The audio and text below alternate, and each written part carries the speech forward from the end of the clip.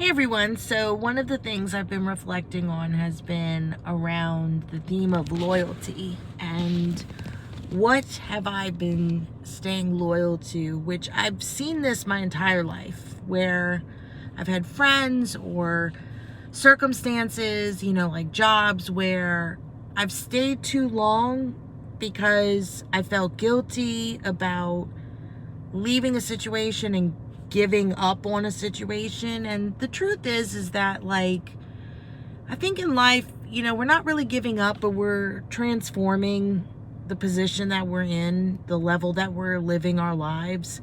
And so you're not giving up on your life, and I think there's this stigma around, if something really isn't for you, well, you should just force it to make it work anyway.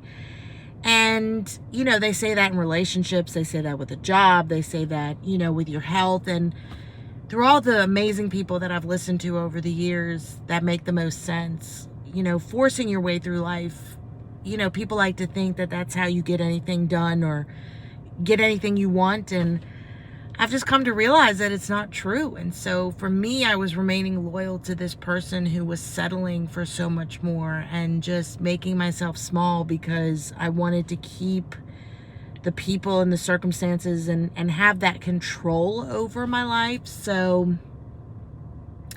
I think it's important to recognize, do I really love my life, or am I just trying to control it because I have this conditioning of, you've got to stay loyal and you've got to stay on the same track for the rest of your life. And the choices you make today, you have to just like, you've made your bed, now you gotta lie in it. And it's not to let anybody just cop out and run away from their lives, but I really think that it prevents a lot of us from transforming because we think we have to stick with it even when it's run its course. There is nothing left to do. And